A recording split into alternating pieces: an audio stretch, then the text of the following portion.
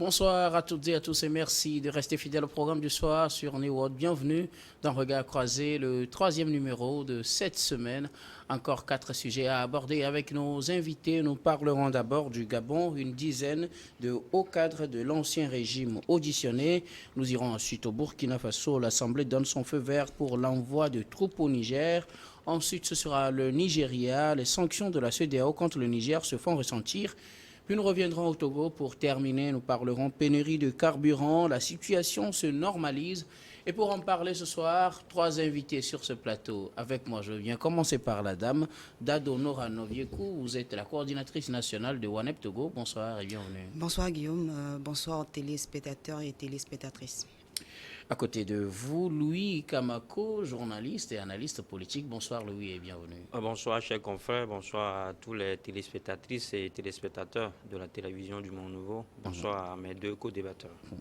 Notre troisième invité aujourd'hui, Georges Hérault. Vous êtes homme politique, vice-président du Cercle des leaders émergents clés. Bonsoir Georges et bienvenue. Bonsoir Guillaume, bonsoir à mon ami de tous les jours, Louis, et à notre coordinatrice, tous les téléspectatrices, téléspectateurs de New World, sans oublier la population du Grand Cloto. Avec vous, nous abordons notre premier sujet, direction le Gabon, une dizaine de hauts cadres de l'ancien régime auditionnés. Une dizaine de hauts responsables sous le régime déchu d'Ali Bongo ont été auditionnés par le procureur, et comme parmi eux le fils de l'ancien président, Noureddine Bongo. Ils ont été auditionnés par le procureur, puis une juge d'instruction hier mardi à Libreville, au Gabon. Noureddine Bongo a passé donc sa première nuit à la prison centrale de Libreville. Sur 12 prévenus, 2 ont été mis hors de cause, 3 ont été assignés à résidence pour insuffisance de preuves.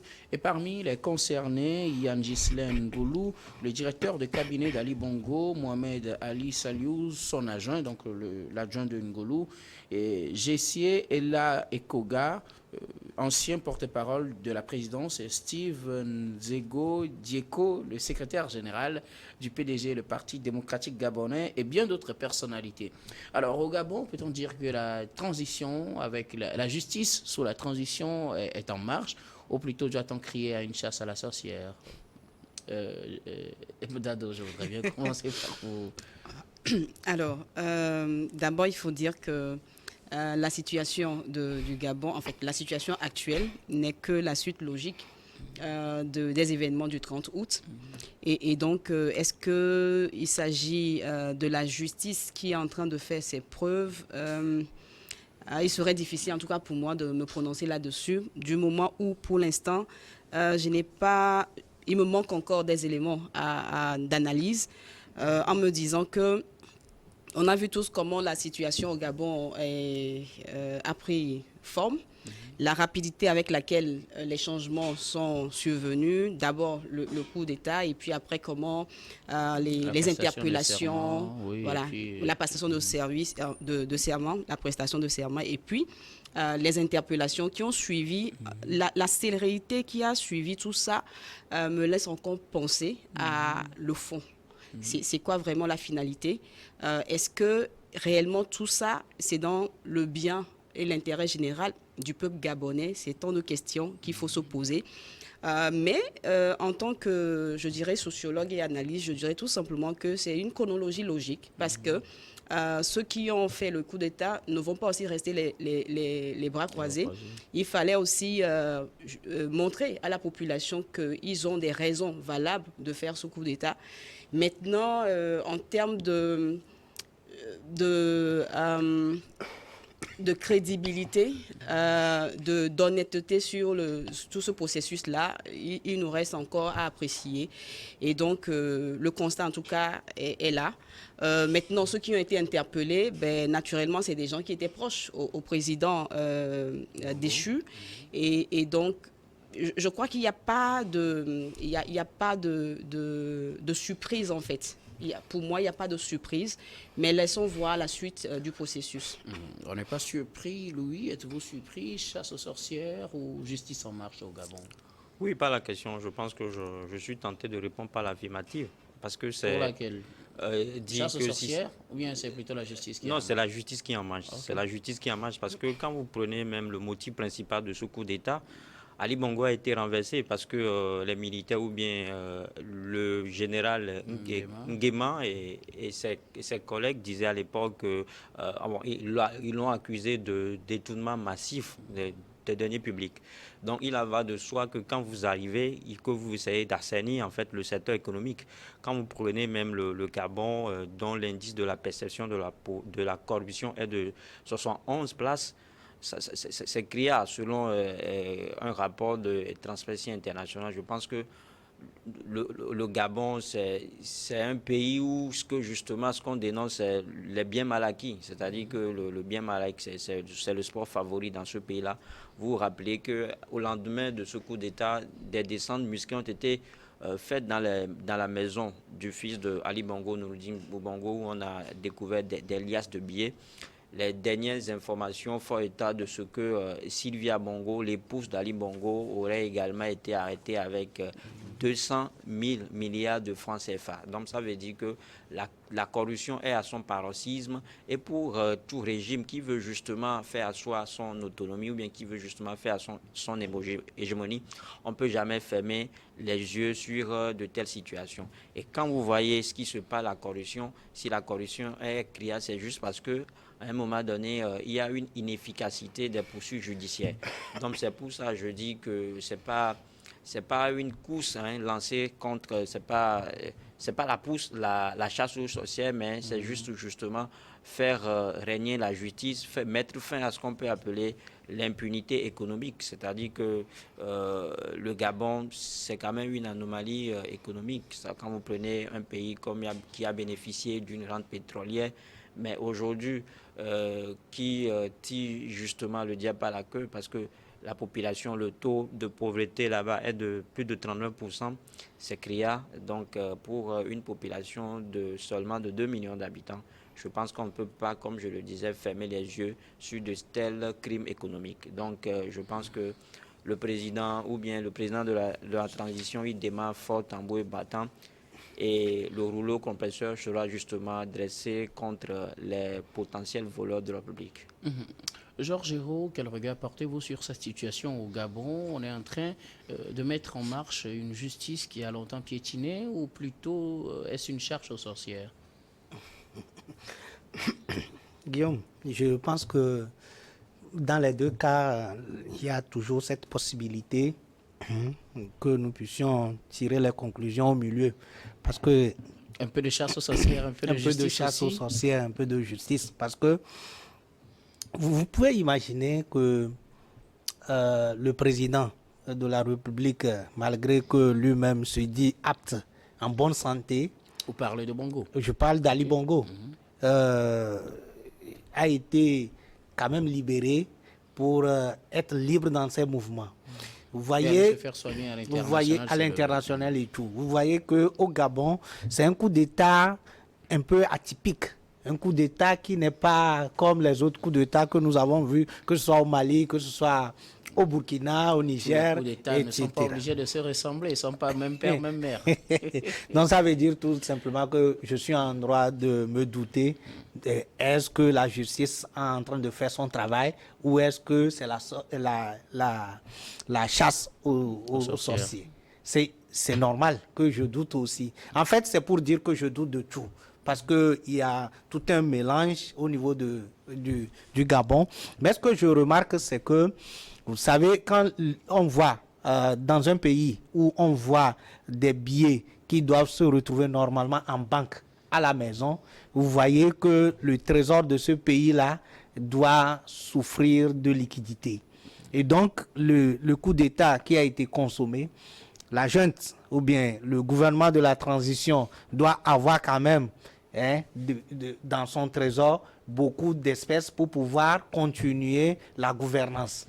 Et pour ce faire, il faut quand même faire en sorte que ceux qui détiennent ces billets-là remboursent ou bien ramènent les billets au trésor. Et donc, c'est une stratégie pour acculer les gens et ramasser ces billets-là pour pouvoir assumer la gouvernance. En fait, c'est... Est-ce que les gens ne risquent pas aussi d'aller reverser ces billets au trésor? Moi, j'ai Oui, des pièces de en billets à fait, la ce qu'ils maison. sont en train Je de fais faire comment pour les aujourd'hui, ramener au trésor? quand vous voyez leur stratégie, ce qu'ils sont en train de faire aujourd'hui, c'est de mettre la pression sur les dignitaires, ceux qui avaient gouverné, ceux qui avaient amassé de l'argent pour pouvoir amener. Parce que s'ils veulent vraiment régler des comptes pour suivre ces genre de personnes-là, je ne pense pas que même Ali Bongo serait libre de ses mouvements, malgré son état de santé. Je ne pense pas que sa femme Sylvia, lui, va être libre actuellement.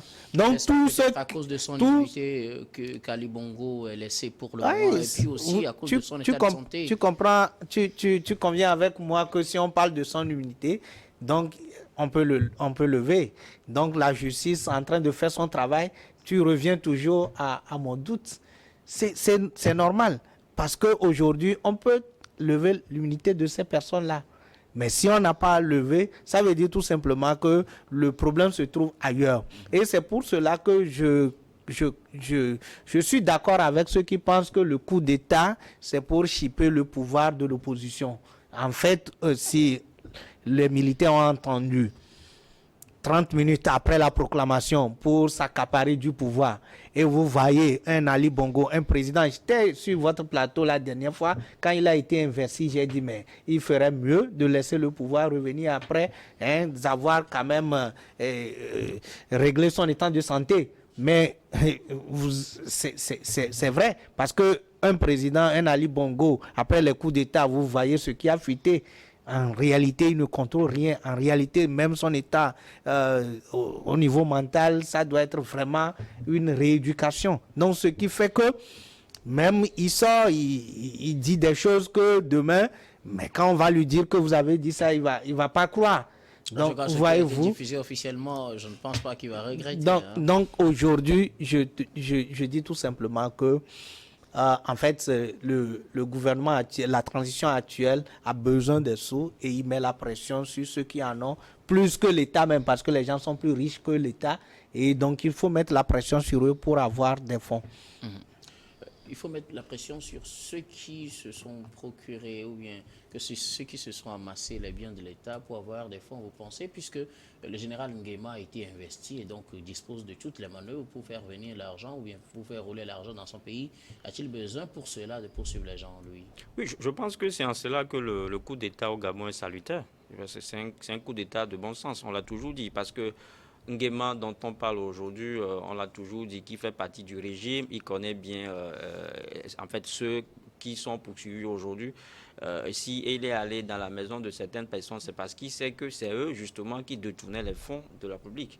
Et comme le disait quelqu'un, c'est vrai, il faut mettre la pression sur des gens qui sont plus riches que l'État pour justement faire fonctionner les institutions étatiques. Et vous avez vu que quand des liasses de billets ont été retrouvées ou bien ont été saisies chez les Bongo, il a annoncé un projet, le projet qui doit être fait avec cette somme-là. Je pense qu'on est dans cette logique-là aujourd'hui et ça en réalité dément en fait ceux qui pensent que c'est un coup d'État de palais et que Nguema il est là juste pour sauver les Bongo. Non, il n'est pas là pour sauver les Bongo, mais justement pour remettre le Gabon sur les bons rails. Et aujourd'hui, et je le réitère, ce n'est pas la course aux sorcières parce que vous l'avez dit, Ali Bongo lui-même, il n'est pas inquiété, pas seulement compte tenu de son état de santé, mais juste parce qu'il bénéficie justement de ce qu'on appelle l'immunité. On ne peut pas poursuivre tout le monde, on ne poursuit pas tout le monde, on ne poursuit que ceux qu'on pense qu'ils ont volé l'argent du pays. Donc je pense que le président, comme je l'ai dit, son grand boulot, c'est justement ça, c'est d'assainir le secteur économique du Gabon. Parce que le Gabon, après tout, c'est un pays immensément riche, mais le pays a été vendu peut-être en guillemets aux étrangers.